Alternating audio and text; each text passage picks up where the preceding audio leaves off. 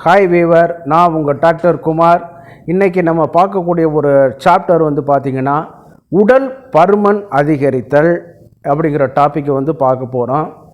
இன்றைக்கி இது வந்து ஒரு வியாபார உத்தியில் இன்றைக்கி வந்து பார்க்கும்போது பார்த்திங்கன்னா இன்றைக்கி வந்து நம்பர் 1 இடத்துல இருக்கிறது வந்து உடல் பருமன், உடல் எடை அதிகரித்தல் அப்படிங்கிறது தான் இன்றைக்கி அதிக காணப்பட்டு வந்துட்டுருக்கு. இது ஒரு டிசீஸா டிஸார்டரா அப்படின்னு பார்த்தீங்கன்னா இது வந்து ஒரு குறைபாடு. இன்றைக்கி வந்து இதை யார் டீல் பண்ணலான்னு கேட்டிங்கன்னா டாக்டர்ஸ், முறையான அரசு பதிவு பெற்ற மருத்துவர்கள் தான் இதை வந்து டீல் பண்ணணும். ஆனால் இன்றைக்கி வந்து என்னென்னு கேட்டிங்கன்னா வர்த்தக நோக்கத்தில் இன்றைக்கி நம்ம பார்க்கக்கூடிய ஒரு பேருந்து நிலையமாக இருக்கட்டும், அல்லது எங்கேயாவது ஒரு பாத்திரமாக இருக்கட்டும், ஒரு சோசியலான ஒரு இடமா இருக்கட்டும், விளம்பரங்களாக இருக்கட்டும், உங்கள் உடல் எடையை 30 நாட்களில் குறைக்க வேண்டுமா? என்னடா உங்கள்ட்ட இது ஒரு உருட்டுறதுலே ஒரு நியாயமான ஒரு உருட்டு வேணாமா? 30 நாட்களில் உங்கள் எடையை குறைய வேணாமா? 10 கிலோவுக்கு குறைய வேணாமா? அவனே பெர்சன்டேஜ் போட்டுறான். ஒரு கிலோ வெயிட்டுக்கு இவ்வளோ சார்ஜ் அப்படின்னு போட்டுறான். ஏதோ அந்த கறிக்கடையில் கூறு அடித்து விற்கிறது மாதிரி ஒரு கிலோ கறி என்ன ரேட்டுங்கிற மாதிரி அதுக்கு இது பண்ணி இது கொண்டு வந்துடான். நார்மலாக பார்த்திங்கன்னா அந்த உடல் எடை அதிகரிக்கிறதும் இழக்கிறதும் சாதாரணமான விஷயம் வந்து கிடையாது. நிறையா பேர் என்கிட்ட வந்து வரவங்கள வந்து பார்த்திங்கன்னா இந்த மாதிரியான ட்ரீட்மெண்ட் எடுத்து பின்னாடி பக்க விளைவுகளில் வரவங்க தான் அதிகமான ஒரு இது. இந்த உடல் எடை அதிகரிப்பு வந்து 2 வகையாக ஒரு இது படிக்க கொள்ளலாம். முதல்ல ஆணுக்கு வர உடல் எடை அதிகரிப்புங்கிறது வேறு, பெண்ணுக்கு வர உடல் எடை அதிகரிப்புங்கிறது வேறு. சரியா? இன்றைக்கி நம்ம பார்க்கக்கூடிய ஒரு சாப்டர் வந்து பெண் உடல் எடை அதிகரிப்புங்கிறது தான் பார்க்க போகிறோம். அடுத்த வீடியோவில் கண்டிப்பாக ஆண் வீடியோ, ஏன்னா அதுக்கும் there is a lot of difference between male and female obesity. அதனால் வந்து நம்ம ரெண்டையும் போட்டு நம்ம இங்கே குழப்பிக்கிறக்கூடாது. ரெண்டுக்கான ட்ரீட்மெண்ட் இது வந்து வேறு பிரின்சிபலும் வேறு, அந்த காசட்டிக் ஃபேக்டருங்கிறது வேறு. அப்போ நம்ம இந்த பெண்களுக்கு வரக்கூடிய உடல் பருமன் வந்து முக்கியமாக வந்து பார்த்திங்கன்னு கேட்டிங்கன்னா ஃபேட்டு ஒரு காரணமாக இருந்தாலும் ஹார்மோனல் பிரச்சனைகளும் ஒரு வகையான ஒரு காரணம்.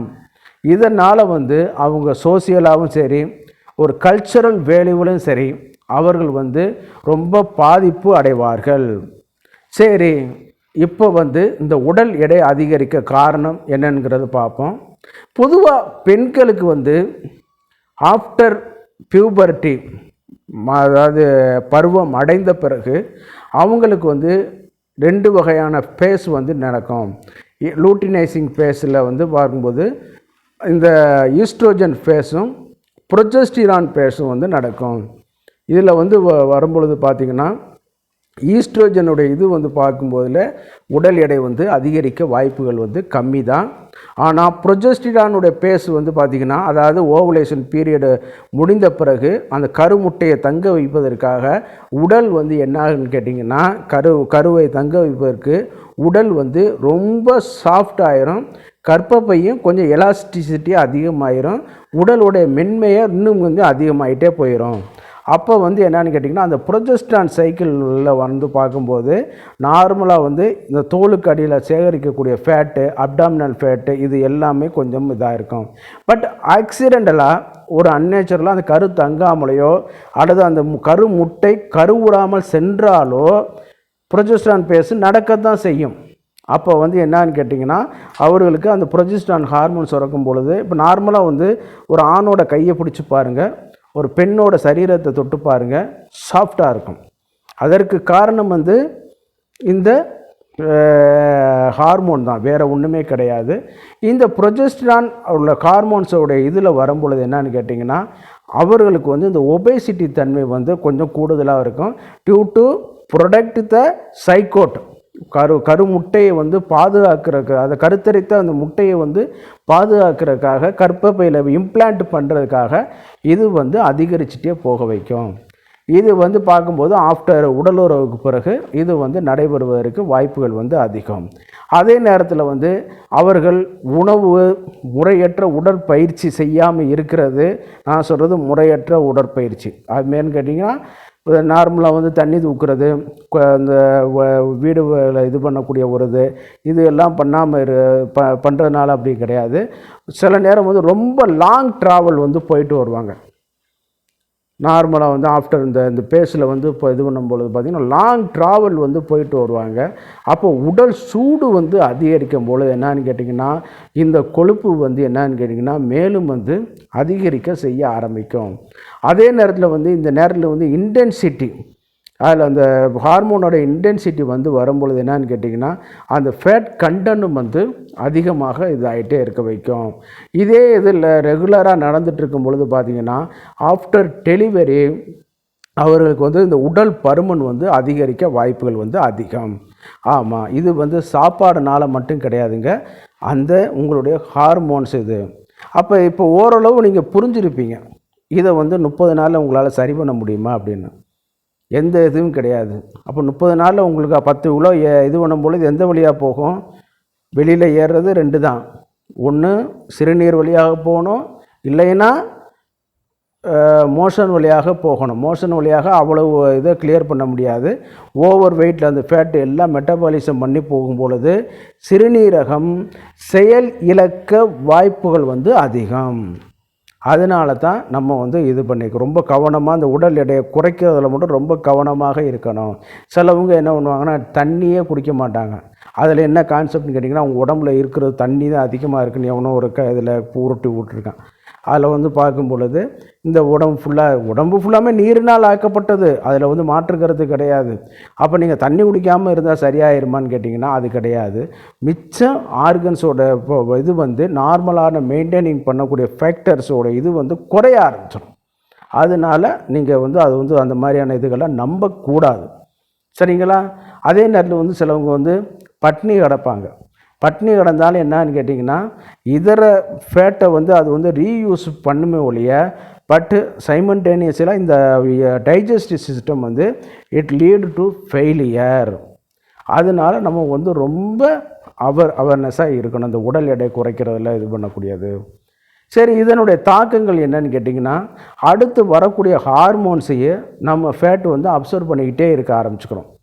அதனால் வந்து நார்மலான ஒரு ஃபங்க்ஷனிங் வந்து உடல் வந்து மெயின்டைன் பண்ணுறது ரொம்ப சிரமமாக போய்விடும். அதனால தான் என்னன்னு கேட்டிங்கன்னா அந்த உடல் எடையை வந்து கட்டுக்கோப்பில் வைத்திருக்க வேண்டும், மாற்று கருத்து கிடையாது. ஆனால் அதை முறையாக செய்ய வேண்டும். இப்போ ஓரளவு நான் எளிய தமிழில் உங்களுக்கு தூய தமிழில் நான் சொல்லிகிட்டு இருக்கேன், ஓரளவு உங்களுக்கு புரிய ஆரம்பிச்சிருக்கும், சரிங்களா? அப்போ வந்து இந்த உடல் எடையை எப்படி கட்டுக்குள்ளே கொண்டு போகிறேன்னு கேட்டிங்கன்னா நன்றாக சாப்பாடு, வயிறு நிரம்பக்கூடிய அளவு போல் சாப்பாடு, தண்ணீர் போதுமான அளவு ஏறத்தாழ 3லிருந்து 3.5 லிட்டர் அளவு போல் தண்ணீர் வந்து குடிக்க வேண்டும். இடைப்பட்ட நேரத்தில் உறக்கங்களை வந்து கொஞ்சம் குறைச்சிருங்க.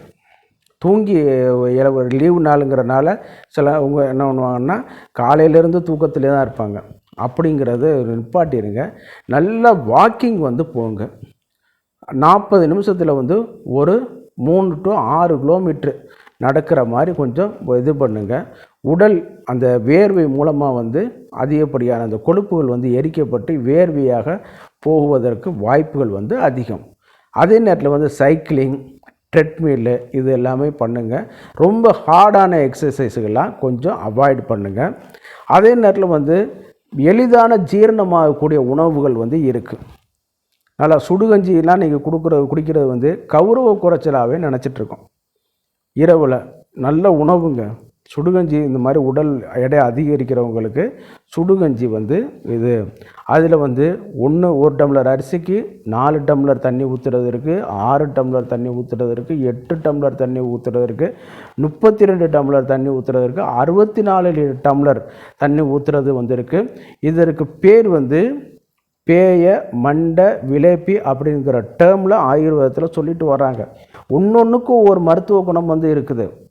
காய்ச்சலுக்கு வந்து எத்தனை மடங்கு தண்ணி ஊற்றணும், இந்த நீர் இழப்புக்கு எவ்வளோ தூரம் தண்ணி ஊற்றணும், உடல் எடைக்கு எவ்வளோ தூரம் தண்ணி வைக்கணும், இருதய நோய்களுக்கு வந்துச்சுன்னா இந்த எவ்வளோ இது பண்ணிக்கிறோன்னு சொல்லிட்டு அந்த இதில் கொடுத்து ஒவ்வொன்றுக்கும் ஒரு டேர்ம் சொல்லியிருக்காங்க.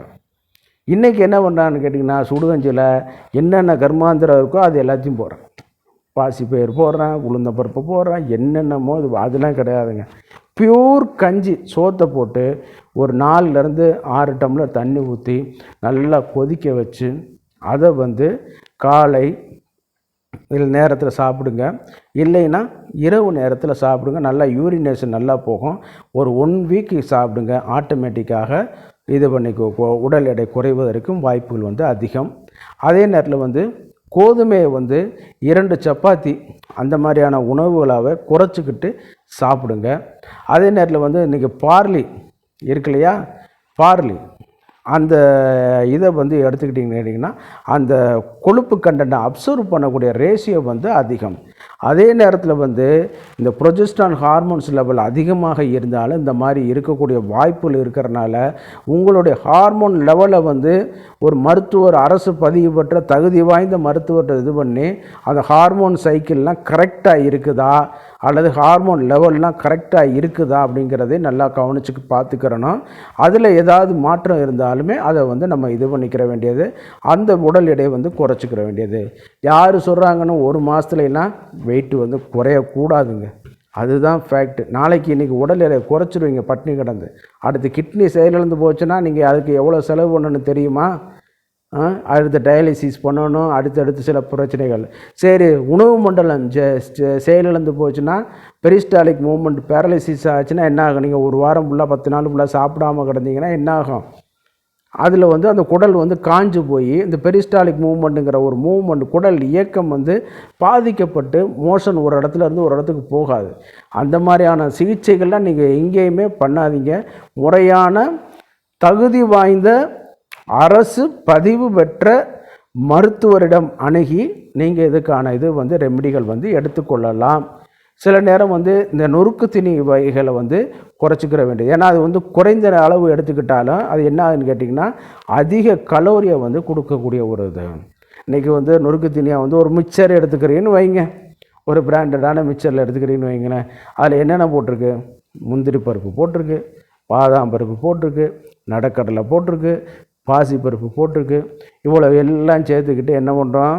நல்லா வந்து நிறையா சாப்பிடும் பொழுது என்னன்னு கேட்டிங்கன்னா இது வந்து பாதிப்பாக கலோரி இதாகிக்கிறோம். அதுக்கு தகுந்த மாதிரி நீங்கள் வேலை செஞ்சீங்கன்னா ஒன்றும் பரவாயில்ல.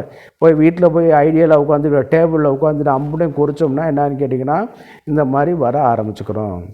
அதனால தான் இது வந்து நம்ம வந்து இந்த மாதிரியான உணவுகள்லாம் அவாய்ட் பண்ணிட வேண்டியது.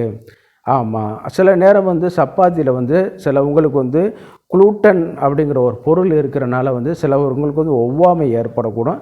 அந்த மாதிரி உள்ளவங்க வந்து அதை கொஞ்சம் அவாய்ட் பண்ணிவிட்டு மிச்ச உணவுகளை வந்து நீங்கள் எடுத்துக்கிற மாதிரி கொஞ்சம் பார்த்துக்கிற வேண்டியது. சரிங்களா? அப்போ இது எல்லாமே ஃபேக்டரை வந்து பார்க்கக்கூடியது. அந்த மாதிரி இருந்தால்தான் இந்த பெண்களுக்கான உடல் எடையை வந்து இது பண்ணக்கூடிய வந்து கண்ட்ரோலுக்கு கொண்டு வரலாம். ஆஃப்டர் டெலிவரி வந்து உடல் எடையில் உடல் அமைப்பில் சில மாற்றங்கள் வரத்தான் செய்யும். இதுக்கு இன்னொரு காரணமும் இருக்குது, நம்ம ஜெனட்டிக்.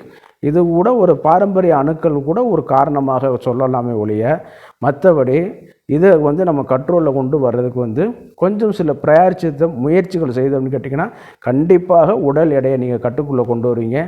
இதன் மூலமாக வந்து நம்மளுக்கு வந்து இன்னும் வந்து நம்மளுடைய ஹார்மோன் சைக்கிள் இதெல்லாமே வந்து இதாகிட்டு வர்றதுனால வந்து நல்ல உடல் அமைப்பை வந்து நல்லா மெயின்டைன் பண்ணிக்கிறலாம்.